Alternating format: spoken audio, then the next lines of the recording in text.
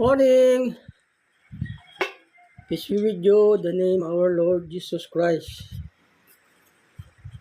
Our topic for today, the authority power of our Lord Jesus Christ.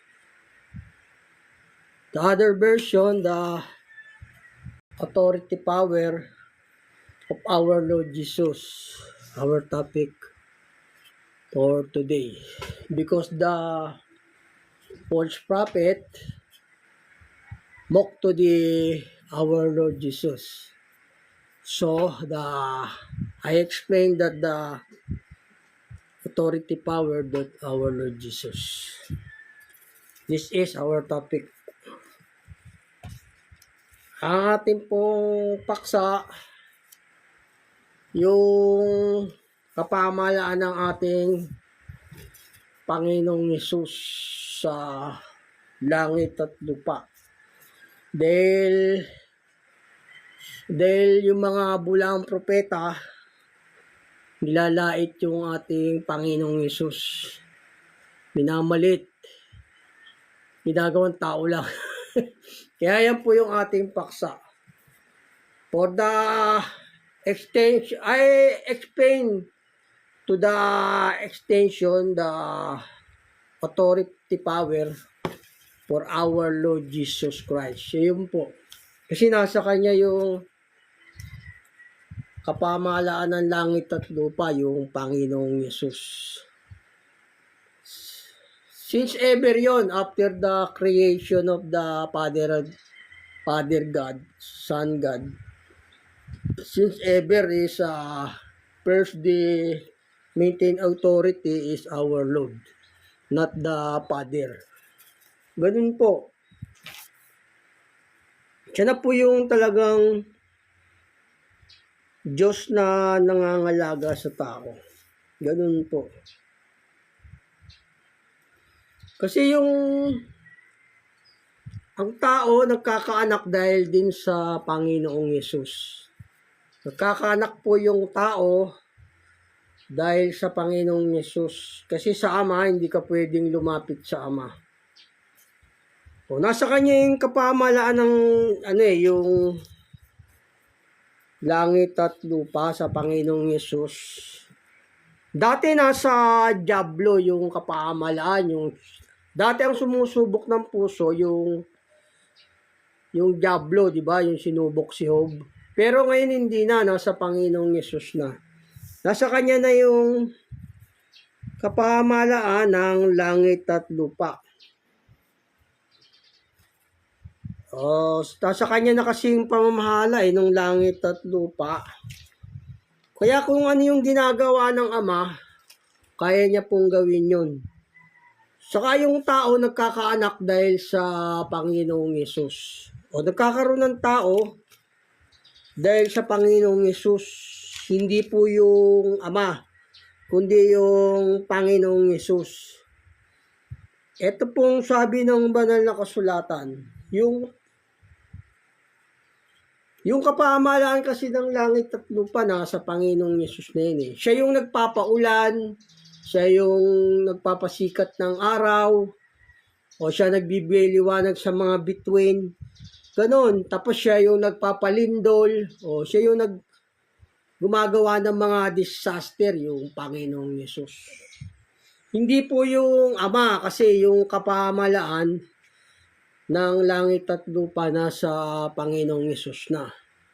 Siya po yung nagpapaulan, nagpapasikat ng araw. O yun.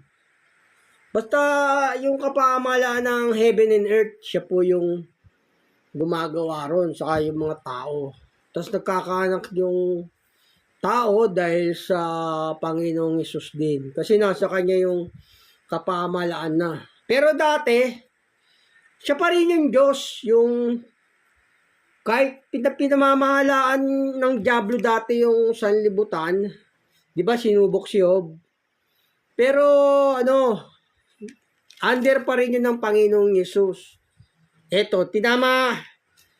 Kasi nung tuksuin siya ng Diablo, nung tuksuin siya ng Diablo rito, sabi ng Diablo rito, pinamahala sa kanya. Ito po sabi,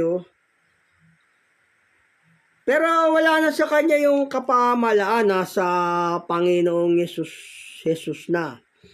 Ito dati yung tao kasi hindi pa ang Panginoong Yesus sumusubok ng puso, yung diablo pa dati. Pero wala na ngayon, ganun. Yung Panginoong Yesus na. Ito sabi ng banal na kasulatan dito. Sa may Lucas 1, sa 4:1 ng Lucas. At si Jesus na puspos ng Espiritu Santo ay bumalik mula sa Jordan at inihatid ng Espiritu sa ilang. Sa loob ng 40 araw, tinutokso ng diablo at hindi siya kumakain ng anuman ng mga araw na iyon. At nang maganap, ang mga iyon ay nagutom siya at sinabi sa kanya ng diablo, kung ikaw ang anak ng Diyos, ipag-utos mo na ang batong ito ay maging tinapay. At sinagot siya ni Jesus, nasusulat, hindi sa tinapay lamang nabubuhay ang tao. At inakyat pa siya niya at ipinakita sa kanya ang sandaling panahon ang lahat ng kaharian sa sanglibutan. At sinabi sa kanya ng diablo, sa iyo ibibigay ko ang lahat ng kapahamalang ito. Ayun yung diablo pang namamahala nung pero under to ng Panginoong Yesus nung kahit na pinamahala pa kay Satanas dati yung tao na siya yung sumusubok pero under to ng Panginoong Yesus, ito sabi At sinabi sa kanya ng diablo, sa iyo ibibigay ko ang lahat ng kapahamalang ito at ang kaluwalhatian nila sapagkat ito'y naibigay na sa akin at ibibigay ko kung kanino ko ibig. Ayan nasa diablo pa dati yung kapahamalaan pero ngayon wala na sa diablo, nasa Panginoong Yesus na. Naglilihim lang yung ating Panginoong Yesus pero nasa kanya na yung kapamahalaan, ganun po. Nasa Panginoong Yesus na. Dati nasa yung diablo pang inuutosan ng Diyos ng Ama para subukin yung tao. Gaya ni Job, di ba? Sinubok ni Satanas, binigyan ng maraming sakit. Pero ngayon wala na sa diablo yun. Wala na. Nasa Panginoong Yesus na. Pero kahit na nasa diablo yun, under pa yun ng Panginoong Yesus, under pa rin ng Panginoong Yesus yun, ganoon. Kasi naglilihim lang yung Panginoong Yesus. Kasi ang tao, nagkakaroon ng tao sa sanlibutan dahil sa ating Panginoong Yesus. Ito yung kapahamalaan nung naibigay na sa Panginoong Yesus yung kapahamalaan dahil nagtagumpay siya sa diablo, di ba? Ito sabi sa Apokalipsis 12:10. At narinig ko ang isang malakas na tinig sa langit na nagsasabi, ngayon dumating ang kaligtasan at ang kapangyarihan at kaharian ng ating Diyos at ang kapahamalaan ng kanyang Kristo. Nasa Panginoong Yesus na yung kapahamalaan Sapagkat inihagis ang tagapagsumbong sa ating mga kapatid na siyang sa kanila ay nagsusumbong sa harapan ng ating Diyos araw at gabi. At siya'y kanilang dinaig dahil sa dugo ng kordero at dahil sa salita ng kanilang patotoo at hindi nila inibig ang kanilang buhay hanggang sa kamatayan. Ayun, nasa Panginoong Yesus na nung nagtagumpay siya dahil sa kanyang dugo. Inendog yung dugo. Nasa Panginoong Yesus na yung kapahamalaan. Pero yung kapahamalaan na yun, dati pa yun, naglilihim lang yung Panginoong Yesus. Naglilihim lang yung mag-ama para hanapin natin siya, ganun. Sabi nga ng Diyos, hanapin niyo ako, kayo'y mabubuhay. Kaya ganun, sabi, naglilihim lang siya. Ito sabi ng banal na kasulatan dito. Pero yung kapahamalaan nyo, nasa Panginoong Yesus pa rin. Under pa rin niya yung lahat ng kapangyarihan, di ba, ng Panginoong Yesus. Ito sabi ng Diyos, kasi gusto ng Diyos, hanapin natin siya Pero nasa ilalim pa rin under niya pa rin Satanas kahit hindi niya ihandog yung kanyang dugo, laman. Ganun, under niya pa rin yun. Ito, gusto kasi ng Diyos, hanapin natin siya.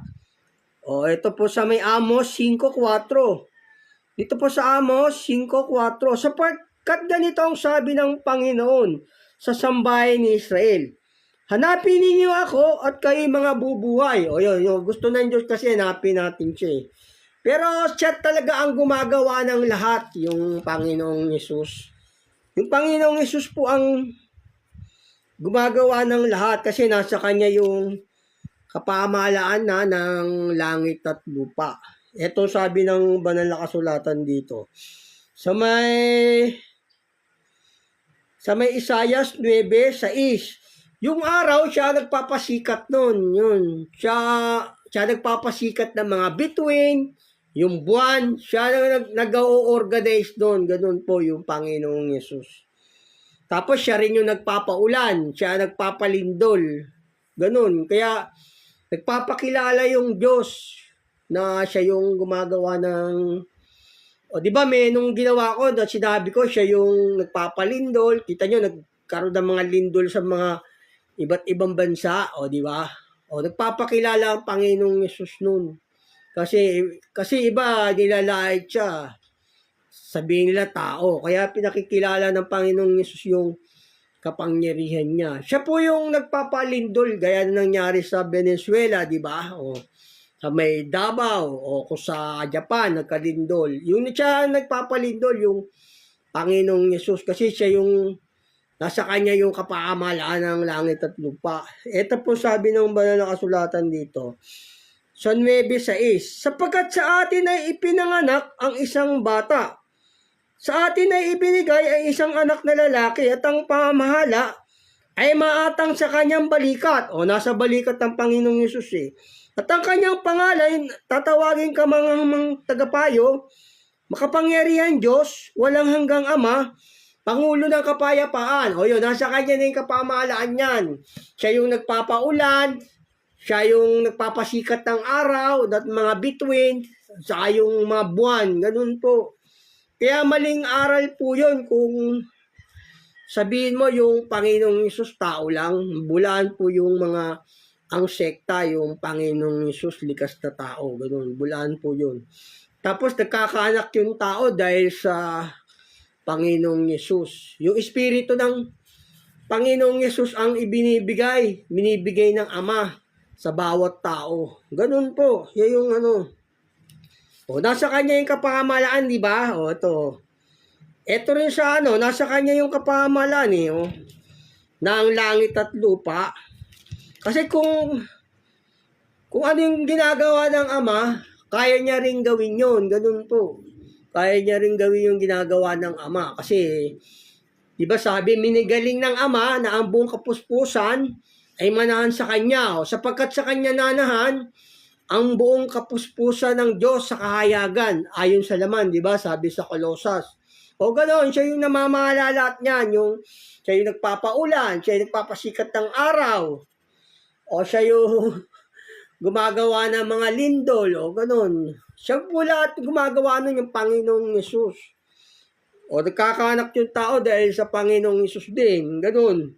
Nasa kanya kasi yung lahat ng kapamahalaan, wala sa Ama. O, ito po sabi ng banal na kasulatan dito. Sa may Mateo 28:18. At lumapit si Jesus sa kanila at sila'y kanyang kinausap na sinasabi, ang lahat ng kapamahalaan sa langit at sa ibabaw ng lupa ay naibigay na sa akin. Dahil dito magsiyaon nga kayo at gawin ninyong mga alagad ang lahat ng mga bansa na sila'y inyong bautismuhan sa pangalan ng Ama at ng Anak at ng Espiritu Santo. Na ituro ninyo sa kanila ang lahat ng kanilang ganapin, ang lahat ng mga bagay na inuutos ko sa inyo. At narito, ako'y sumasa inyong palagi hanggang sa katapusan ng sanlibutan. O yun yung Panginoong Yesus kasama ng mga sugo niya hanggang sa katapusan ng sanlibutan. O meron bang taong ganun? Yung mga mangangaral niya, yung mga tao kasama siya hanggang sa katapusan ng sanlibutan. O wala po makakagawang tao doon yung Panginoong Yesus hanggang sa katapusan ng mundo. Kasama siya ng mga nananalig sa kanya, mga tagapagturo niya. Ito sabi niya, basahin ko sa inyo muli. Na ituro ninyo sa kanila na kailang ganapin ang lahat ng mga bagay na inutos ko sa inyo.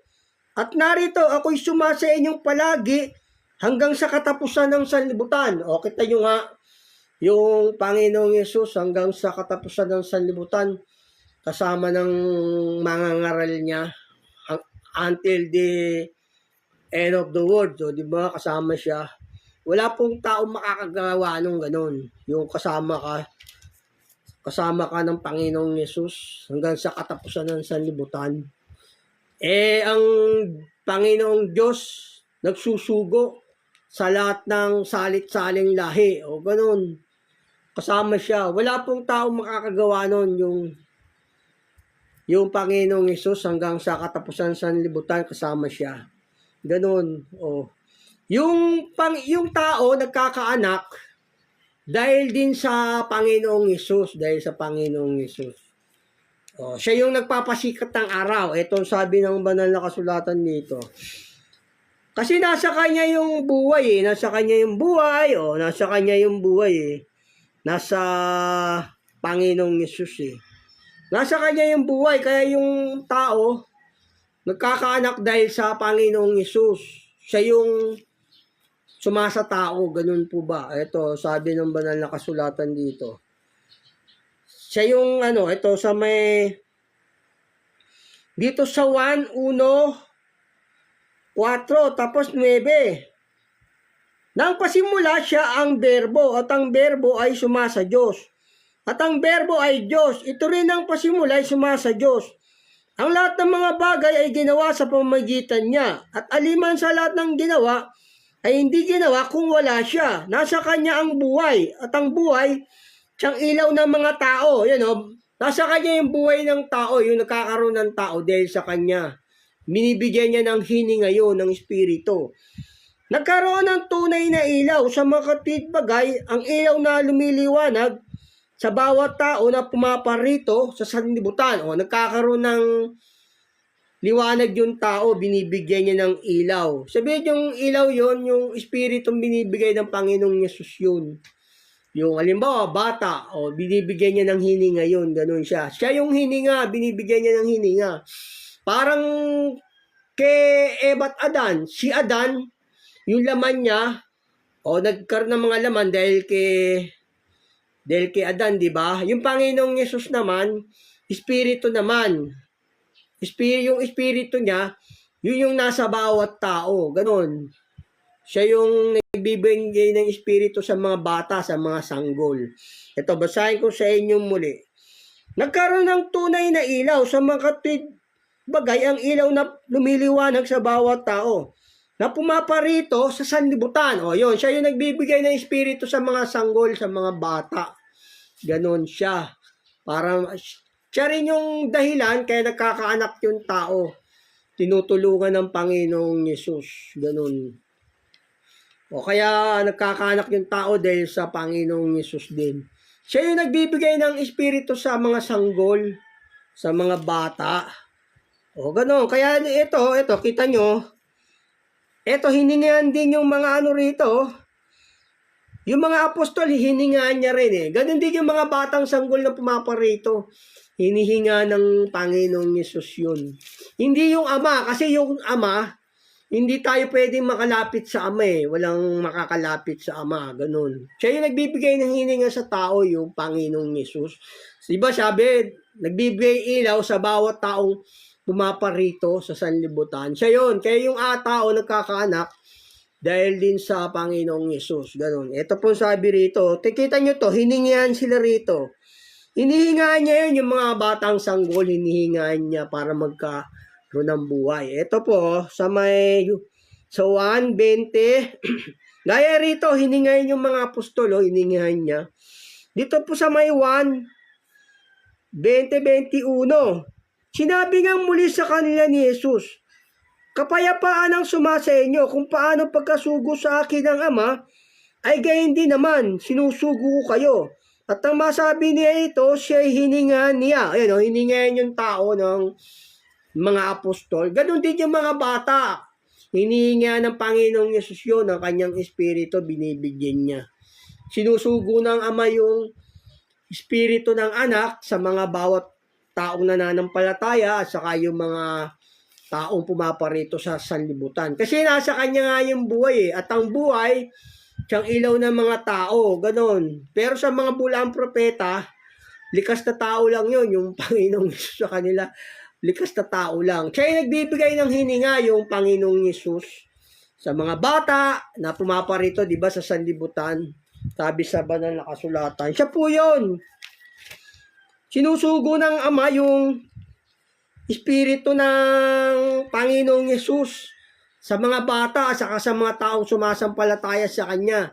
Sinusugo yung espiritu ng Panginoong Yesus sa puso. Ito sabi ng banal na kasulatan dito. Sa may Galatia 4:6.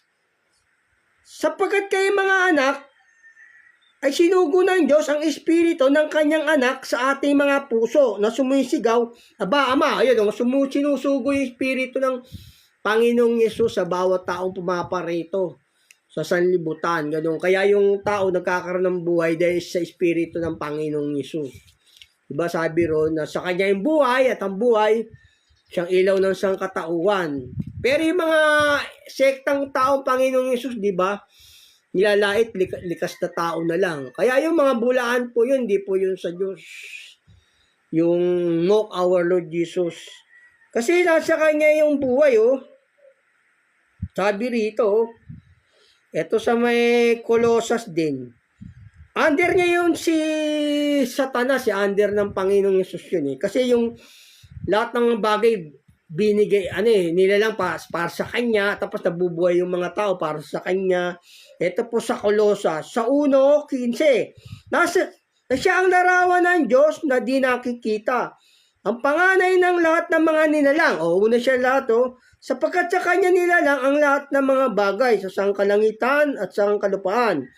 Ng mga bagay na nakikita at mga bagay na di nakikita. Maging mga luklukan o mga pasakop o mga pamunuan o mga kapangyarihan. Lahat ng mga bagay ay nilalang sa pamagitan niya at ukol sa kanya at siya ang una sa lahat ng mga bagay. At ang lahat ng mga bagay ay nangabubuhay dahil sa kanya o nabubuhay yung lahat ng mga bagay dahil sa Panginoong Yesus. Kasi siya nagbibigay ng hininga sa bawat taong pumaparito sa sanlibutan, sa mga bata. Tsaka yung diba sinusugo yung espiritu ng Panginoong Yesus sa puso ng tao. Ganun po yun. Siya yung espiritong nasa tao, wala na pong iba yun. Kaya yung ang Jesus na tao, na sekta, mga bulaan po yun. Bulaan po yung ganun. Kasi siya yung nagbibigay ng espiritu, gaya rin din sabi rito. Dito po sa ito sa katunayan na siya yung nagbibigay ng espiritu sa bawat taong pumaparito sa sanlibutan. Dito po sa sa may unang Korinto 15. Ito, sa may unang Korinto 15:45. Gayun din naman nasusulat, ang unang taong si Adam ay naging kaluluwang buhay. Ang huling Adam, naging espiritong nagbibigay buhay. Siya yung siya yung huling Adam na nagbibigay ng espiritu. Ganon, siya po yung nagkagbibigay ng buhay sa tao, yung Panginoong Yesus na pumaparito sa sanlibutan. Sabi sa 1:9, di ba? Sabi sa 1:9 ng 1, kasi siya yung nagbibigay nga ng espiritu, yung Panginoong Yesus para mabuhay yung mga bata, yung mga tao. Sinusugo yung espiritu ng Panginoong Hesus sa puso, nila bibigyan ng hininga. Ito, basahin ko sa inyo muli. Dito sa unang Korinto 15:45, gayon din naman nasusulat, ang unang taong si Adam ay naging kaluluwang buhay. Ang huling Adam ay naging espiritong nagbibigay buhay. Siya yung espiritong nagbibigay buhay sa mga tao. Kaya, di ba, yung mga apostol, hiningahan niya, di ba? Tapos, binigyan niya ng Holy Spirit. Yun, siya yung nagbibigay ng espiritu sa bawat tao, sa mga bata, sa mga sanggol. Ganun. Kaya nagkakaroon ng tao, nabubuhay yung mga bata, o siya yung nagbibigay ng espiritu, hininga. O para sa mga bulaang propeta dyan, yung Panginoong Yesus, tao lang yung Panginoong Yesus sa kanila. Ayun. Wala pong kaligtasan doon yung taong Yesus mo. Kasi yung tao, walang kapangyarihan yung tao. Wala yung kapangyarihan. Hindi makakapagbigay buhay yung tao. Hindi po. Bula po yung Yesus tao.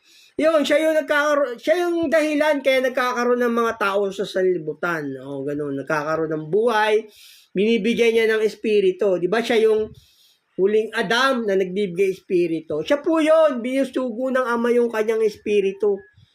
Sinusugo niya yung espiritu niya sa mga sanggol para mabuhay. Tapos nagkakaanak din yung tao dahil sa Panginoong Yesus. Ito sabi ng banal na kasulatan dito. Nagkakaanak din yung tao dahil sa kanya sa Panginoong Yesus Eh, iba naman dyan nilalait yung Panginoong Yesus Likas na tao, tinuli syempre tinuli. Tinuli yun dahil nakatawan tao, dahil utos niya yun Utos niya yun Tutuliin yung tao sa ikawalong araw Syempre siya nagbigay ng utos. Dapat susundin niya rin. Nakatawan tao siya Syempre patutuli rin siya. Sabi nga ikaw nga na nagtuturo sa iba, hindi mo tinuturuan ng iyong sarili. Siya na nga nagbigay ng utos Syempre gagawin niya rin yun para sumunod din yung tao sa kanya. Nagbigay siya ng halimbawa. Ganun po, yun. Ito sabi ng banal na kasulatan dito. Ito hindi magkaanak to si Raquel pero binigyan ng Diyos binuksan ng Diyos yung bahay bata niya Pero yung kapatid niya ng anak, yung asawa ni Jacob dito. Ito sabi ng banal na kasulatan dito. Pero yung sa tulong ng Diyos to sa Panginoong Yesus. Hindi po yung ama. Kasi kung yung ama yung tumulong sa kanya rito, nakalapit na siya sa ama. Kasi nga yung ama, di ba, bawal ka lumapit sa ama. Hindi po tayo makakalapit sa ama, kundi yung nakakalapit na Diyos dito, yung Panginoong Yesus. Ito po sabi ng banal na kasulatan dito. Sa Genesis 29:30, nakakaanak yung tao rito dahil sa Panginoong Yesus. At sumiping din naman si Jacob kay Raquel. At sa kanya namang inibig si Raquel ng higit kay Leah. Naglingkod siya kay Laban na 7 taon. At nakita ng Panginoon na si Leah ay kinaputan niya at binuksan ng kanyang bahay bata. Datapat si Raquel ay baog. Binuksan ng Panginoon yung kanyang bahay bata. Yung Panginoong Yesus yung nagbukas bahay bata sa kanya. Ganun. Kasi yung kapamahalan nasa Panginoong Yesus dahil yung tao, after the creation of God, gave the Son, our Lord Jesus Christ. Gave all things and then people, our Lord. Ganun. Binigay na sa Panginoong Yesus. Ayun, binuksan nagkaanak dahil sa Panginoong Yesus. Ito rin yung kapatid niyang si Raquel. Nagkaanak din dito dahil sa binuksan ng Diyos yung kanyang bahay bata. Ito sabi sa may Genesis 30:21. Pagkatapos ay nanganak siya ng babae at kanyang pinangalang Dina. At naalala ng Diyos si Raquel. At dininig ng Diyos. At binuksan ng kanyang bahay bata at siya'y naglihi at nanganak ng lalaki. At kanyang sinabi, inalis ng Diyos sa akin ang kakutyaan ko. Nanganganak yung tao dahil sa Panginoong Yesus din. Hindi yung ama, hindi po yung ama. Kasi sa ama, bawal lumapit yung tao doon, bawal lumapit yung tao. Bumaba nga siya sa bundok ng Sinai, bumaba nga sa bundok ng Sinai yung Diyos kung yung ama yung bumabang yon, di nakalapit na yung tao sa Diyos. Nakita na. Hindi yon. Yung Panginoong Yesus po yung bumaba sa bundok ng Sinai. Siya po yung bumaba sa bundok ng Sinai, yung Panginoong Yesus. Ayun, nakakaanak yung tao dahil sa Panginoong Yesus. Kaya bulaan po yung ang sekta nyo, tao yung Panginoong Yesus. Bulaan po yun. Kasi matagal nang pinakita sa akin ng Diyos yun yung sektang yun. Pinakita na yun sa akin sa pangitain. O yun yung, basta yung araw, siya rin ang nagpapasikat ng araw, at saka yung buwan, between, siya po yun. At saka yung Diyos, yung Ama, hindi pa inakita bawal lumapit doon Ito sabi ng banal na kasulatan dito. Yung Ama, sa Diyos Ama, bawal siyang lapitan, hindi siya nakita ng tao. Kaya yung Diyos na gumagabay doon sa lumang tipan, yung Panginoong Yesus po yun. Kaya nga sabi, di ba siya yung Espiritong nagbibigay buhay. Ang huling Adam, siya yung nagbibigay hininga sa tao. Sa mga bawat bata, kaya nagkakaroon ng mga tao. Ganun po. Ito sabi ng banal na kasulatan dito. Kasi yung Ama, bawal kang lumapit sa Ama Ito sabi ng banal na kasulatan. Kung yung Ama yung lumalapit sa tao para magsiping sila, di nakalapit na yung tao sa Ama, Hindi po, yung Panginoong Yesus po yun. Kaya nga siya ay nagbibigay ng Espiritu, di ba? Kaya nga sabi, di ba, nasa Kanya ang buhay, At ang buhay siyang ilaw ng sangkatauhan, di ba? Ganun po. Ito sabi, kasi yung Ama, bawal kang lumapit, saka hindi pa nakita yung Ama. Ito, basahin ko sa inyo rito. Sa unang Timoteo 6:15, na sa kanyang kapanahunan ay ipahayag siya na mapalad at tanging makapangyarihang hari ng mga hari at Panginoon ng mga Panginoon. Na siya lamang ang walang kamatayan, nananahan sa liwanag, na di malapitan. Kita nyo nga, di malapitan yung Ama. Kung yung mga taong, kung yung Ama ay lumalapit sa tao para magsiping sila, di nakalapit na yung tao sa Diyos doon, sa Ama. Hindi, ang namamagitan doon para magkaanak yung tao, yung Panginoong Yesus po. Yung Panginoong Yesus nagbibigay nasa sa tao, ganun po. Dahil ang Diyos ang gumagawa sa inyo, maging sa pagnanasa, ganun. Pero yung Panginoong Yesus po yung, hindi yung Ama. Kasi, yung Ama hindi pwede siyang malapitan Hindi siya nakita, basahin ko sa inyong muli. Na siya lamang ang walang kamatayan, nananahan sa liwanag, na di malapitan. Tanyo nga, di malapitan yung Ama kung yung Ama yung pumaparoon sa mga magsisiping na babae, di nakalapit na sila sa Ama, di ba? Hindi, yung Panginoong Yesus po yun, yung siya nagkakaanak yung tao dahil sa Diyos, sa Panginoong Yesus. Patuloy ko, na di nakita ng sino man tao o makikita man. Sumakanya nawa ang kapurihan at paghahari wala hanggan siya nawa. Ayun kasi yung Ama, kung yung Ama pa yung namamagitan sa tao, para mag-sex sila, di ba? Yung babae at lalaki, nakalapit na yung tao sa nakalapit na yung tao sa Ama. Hindi, yung namamagitan doon, yung Panginoong Yesus.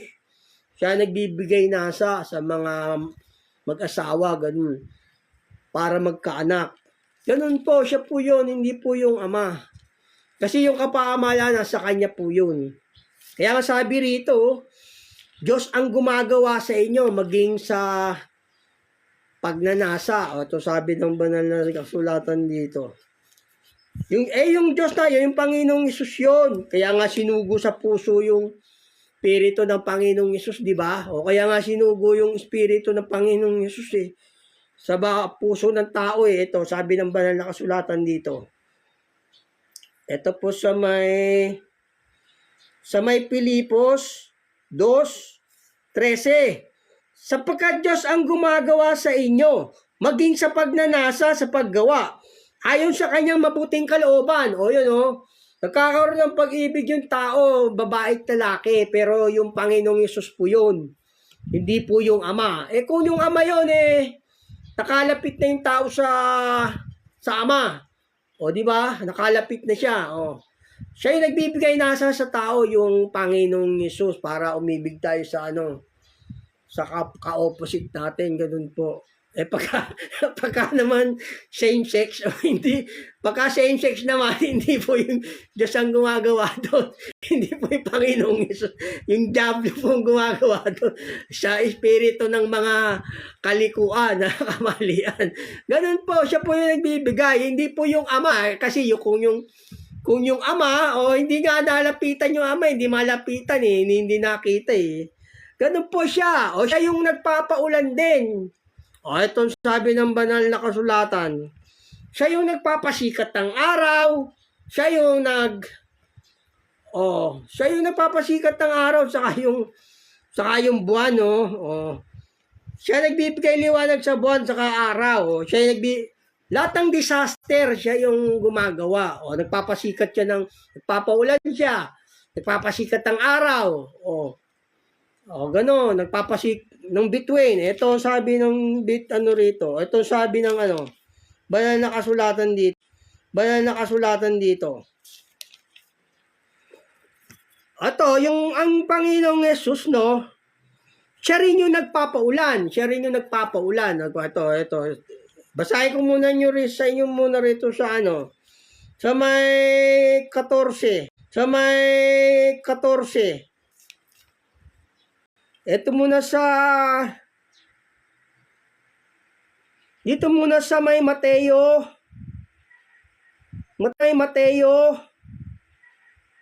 17:20. At sinabi niya sa kanila, dahil sa kakaunti ng inyong pananampalataya, sapagkat katotohanan ang sinasabi ko sa inyo, kung magkaroon kayo ng pananampalataya na sinlaki ng butil ng binhi ng mustasa, masasabi ninyo sa bundok na ito, lumipat ka mula rito hanggang doon. At dito'y lilipat. Sa inyo hindi, may pangyayari.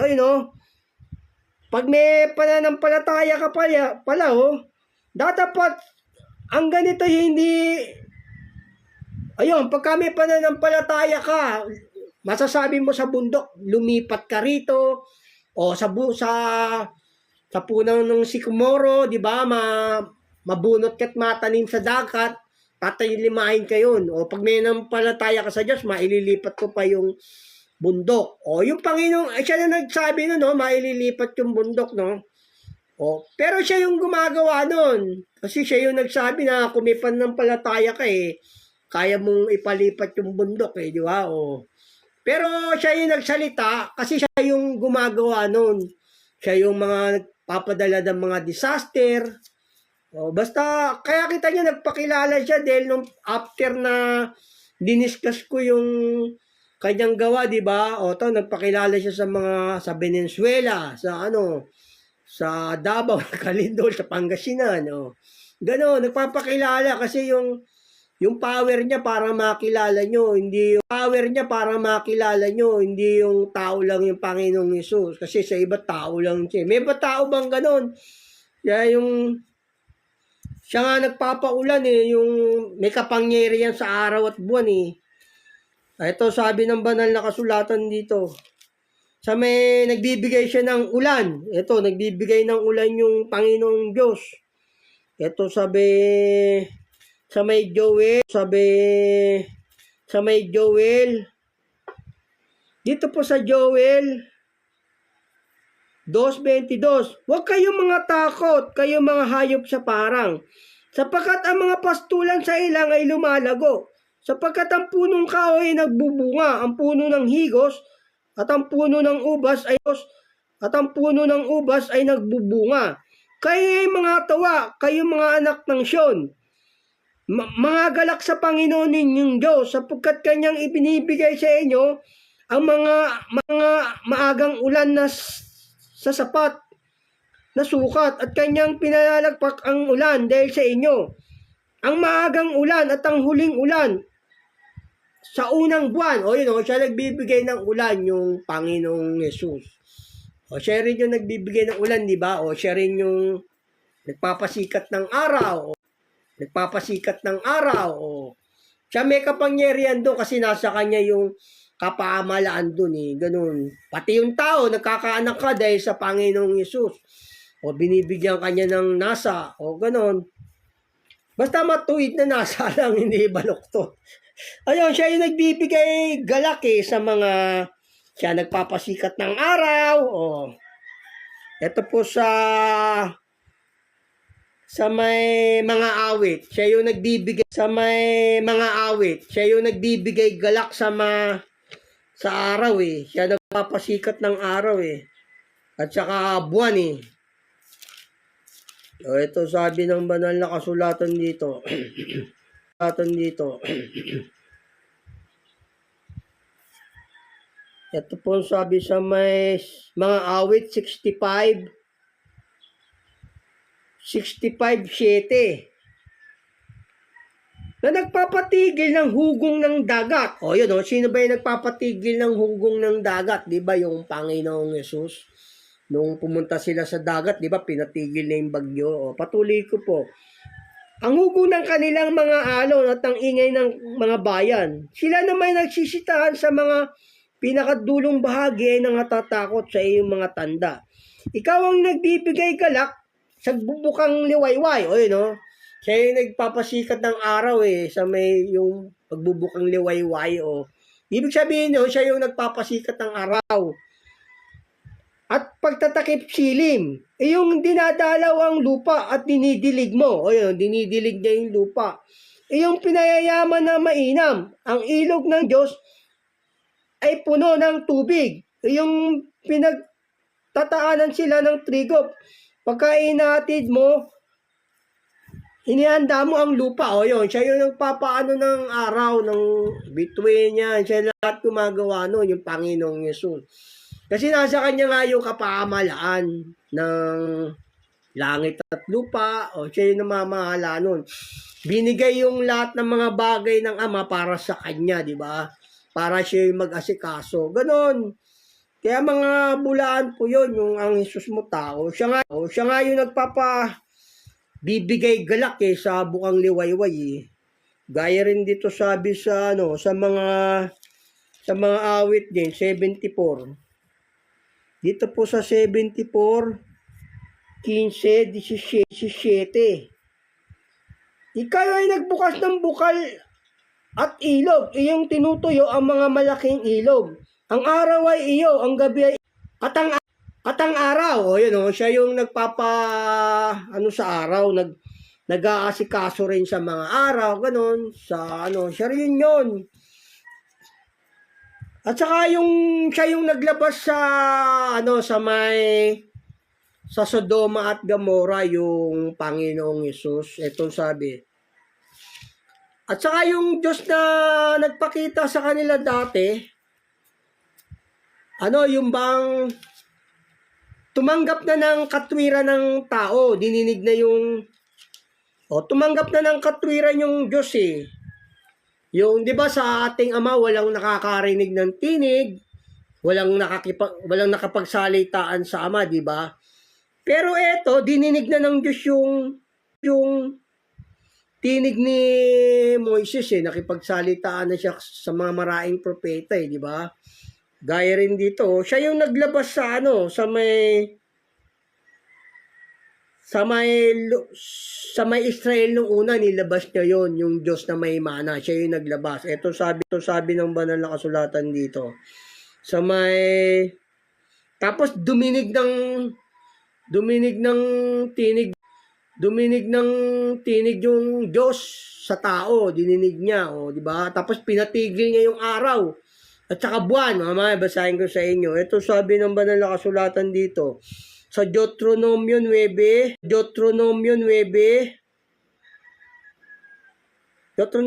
mahaba to, dito ko lang po babasahin sa Deuteronomio 9:26. At aking pinalangin sa Panginoon at sinabi, O Panginoon Diyos, huwag mong lipulin ang iyong bayan at ang iyong mana, na iyong tinubos. Yung tinutukoy ditong Diyos, yung Diyos na mayroong mana, yun yung Panginoong Yesus. Na iyong tinubos ng iyong kadakilaan ng iyong inilabas sa ito ng makapangyarihang kamay. Alalahanin mo ang iyong mga lingkod na si Abraham, si Isaac at si Jacob. Huwag mong nastan ang pagmamatigas ng bayang ito, ni ang kasamaan nila, ni ang kasalanan nila. Baka sabihin ng mga taga-lupain, pinaglabasan mo sa amin sapagkat hindi sila naipasok ng Panginoon. Sa lupain na ipinangako sa kanila. At sa kapuotan niya sa kanila ay inilabas sila upang patayin sa ilang. Gayumay sila iyong bayan at iyong mana. Ayun o. Na iyong nilabas ng iyong dakilang kapangyarihan at ng iyong unat na bisig. O yun, tinutukoy na naglabas dito yung Diyos na may mana. Kung naiintindihan nyo, no, yung naglabas sa mga Egypto doon, yung alipin ni Paraon, yung tinutukoy na Diyos po dito, yung Diyos na may mana. O, basahin ko sa inyo muli para maintindihan nyo. Tapos pinalangin ni Moises to kasi lilipulin ng Diyos dahil sumuway. Pinalangin niya, hindi sila nilipol lahat. O, yung Diyos, duminig na ng tinig yung Diyos no? Duminig na. O, narinig na yung tinig ng Diyos nung una, at sa duminig ng katwiran yung Diyos dito. Mamaya, basahin ko sa inyo. Duminig siya ng katwiran ng tao yung Diyos sa may, mamaya. Ito sabi ng Diyos dito, basahin ko sa inyo muli. Kasi nagkasala sila rito pinalangin ni Moises. Pero yung pinalalanginan ni Moises dito, yung tinutukoy ditong Diyos, yung Diyos na may mana, yun po yung Panginoong Yesus. O, basahin ko sa inyo. Dito sa 9:26. At aking pinalangin sa Panginoon at sinabi, O Panginoong Diyos, huwag mong lipulin ang iyong bayan at iyong mana, yung mana, na iyong tinubos, na iyong kadakilaan na iyong inlabas sa Ehipto ng makapangyarihang kamay. Alalahanin mo ang iyong mga lingkod na si Abraham, si Isaac, at si Jacob. Huwag mong masdan ang pagmamatigas ng bayang ito, ni ang kasamaan nila, ni ang kasalanan nila.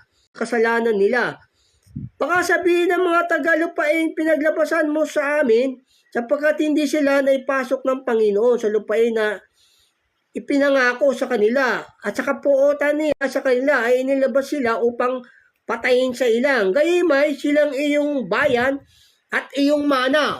Yung tinutukoy ni Moises dito, yung Diyos na may mana. Siya po yung naglabas sa unang Israel sa lupain ng Ehipto. Ganun po. Duminig ng salita yung Diyos sa tao. Dininig niya. Dininig niya yung tinig ni Moises, no? Yung advice ni Moises, dininig ng Diyos. Pero hindi po yung Ama, kasi yung Ama, hindi pa nakikipag-usap sa tao Yung Ama, hindi pa nakikipag-usap sa tao, hindi pa rin nadidinig yung tinig ng Ama. Ganun po. Ito, gaya rito, no?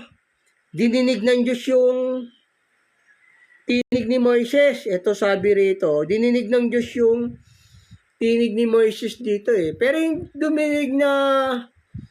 yung tinig na narinig nila rito, yung Panginoong Yesus po, yung Diyos na mayroong mana, yung Panginoong Yesus. Hindi po yung Ama, kasi yung Ama hindi pa po nagsasalita sa tao yun Hindi pa narinig yung tinig ng Ama. Ito, basahin ko sa inyo muli. Duminig na ng katwiran yung Diyos sa tao. Dininig niya si Josue, dininig niya si Moises. Ito, sabi rito. Basahin ko rito sa inyo sa Bilang 14:18. Ang Panginoon ay banayad sa pagkagalit, sagana sa kawaan na nagpapatawad ng kasamaan at pagsalangsang, at sa anumang paraan ay hindi aaring walang muwang ang may sala, na dinadalaw ang kasamaan ng mga ama sa mga anak sa kaikatlo, ikaapat na saling lahi. Ipatawad mo, isinasamo ko sa iyo ang kasama ng bayang ito ayon sa kalakan ng iyong kawaan. At ayon sa iyong pagpatawad sa bayang ito mula sa Ehipto hanggang ngayon. At sinabi ng Panginoon, aking pinatawad ayon sa iyong salita. Yung Diyos duminig ng tinig ng tao ni Moises, di ba? Aking pinatawad ayon sa iyong salita, sabi ng Diyos dito. Nakadinig na nakipag-usap talaga si Moises dito sa Diyos. Dininig yung tinig ni Moises. Hindi niya pinarusahan yung buong bayan.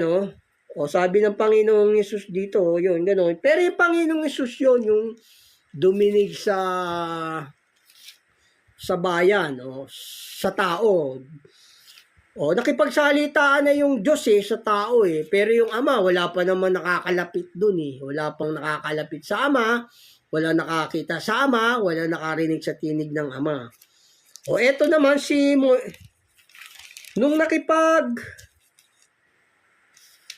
nung nakipagdigma si Lahoswi rito, yung lipulin na liling mga ibang bansa, dininig din ng Diyos yung tinig ng tao, dininig ng Diyos. Yung duminig na tinig dito, yung Panginoong Yesus. Kasi yung Ama hindi pa nakikipagsalitaan sa tao hindi pa nakikipagsalitaan Yung Ama hindi nakikipagsalitaan yun sa Ama sa tao since ever yun. Kasi yun ang sabi ng Panginoong Yesus Tapos pinatigil ng Diyos yung araw dito. Pinatigil ng Diyos yung araw.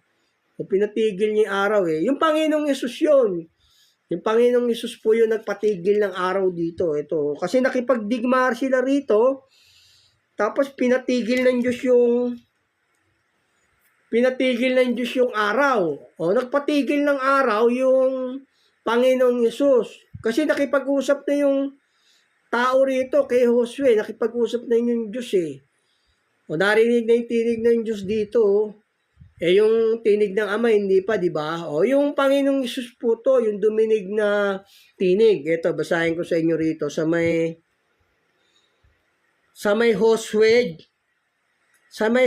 10:8, dininig niya yung tinig ni Josue rito. Pinatigil ng Diyos yung araw O to. Pero yung Panginoong Yesus yun, hindi po yung Ama. Kasi yung Ama, hindi nakikipagsalita pa sa tao yun Hindi pa nakita yung Ama, hindi narinig yung tinig ng Ama, di ba? O, basahin ko sa inyo rito. Kay Josue 10:8. At sinabi ng Panginoon kay Josue, nakipagsalita na yung Diyos dito kay Josue, Huwag mo silang katakutan sapagkat aking binigay sila sa iyong kamay. Walang lalaki roon sa kanila sa tatayo sa harap mo. Si Josue nga ay naparong bigla sa kanila. Siya ay sumampa mula sa Gilgal buong gabi. At nilito sila ng Panginoon sa harap ng Israel. Kanyang pinatay sila ng malaking pagpatay sa Gabaon. At hinabol niya sila at sa daan na sampa ng Bethel Horon. At sinaktan niya sila hanggang sa Aseka at sa Maseda. At nangyari nang habang tumatakas sa harap ni Israel, samantalang sila ay nasa babaan sa Beth-horon, binagsakan sila ng Panginoon ng Aseka ng mga malaking bato na mula sa langit. Binagsakan yung mga kaaway ng mga Israel ng bato ng Panginoon At sila ay namatay. Sila higit na namatayan sa pamamagitan ng mga batong graniso kaysa mga pinatay ng mga anak ni Israel sa pamamagitan ng tabak. Nang magkagayay, nagsalita si Josue sa Panginoon ng araw na ibinigay ng Panginoon ang mga Amoreo sa harap ng anak ni Israel. At kanyang sinabi sa paningin ni Israel, Araw, tumigil ka sa Gabaon, at ikaw buwan sa libis ng Ahalon. At ang araw ay tumigil, at ang buwan ay huminto. Hanggang sa mga bansa ay nakapaghiganti sa kanyang mga kaaway. Hindi ba ito'y nakasulat sa aklat ni Aser at ang araw ay tumigil sa gitna ng langit at hindi nagmadaling lumubog sa isang buong araw? Tumigil yung araw pinatigil ng Diyos. Kinausap ni Josue yung Diyos, patigilin mo yung araw o pinatigil ng Diyos. Ang nagpatigil yung Panginoong Yesus kasi kausap niya yung Diyos Kinausap ni Josue yung Diyos dito. Patigilin mo yung araw. Pinatigil yung araw ng Panginoong Yesus, di ba? Ito, patuloy ko po. At hindi nagkaroon ng araw na gaya niyon bago nangyari yun. Pagkatapos niyon, na ang Panginoon ay nakinig sa tinig ng tao. Nakinig yung Diyos sa tinig ng tao. Nakipagsalitaan si Josue rito. Sabi ni Josue, Panginoon, patigilin mo yung araw para mapuksa namin yung mga Amoreo. Pinatigil ng Diyos yung araw.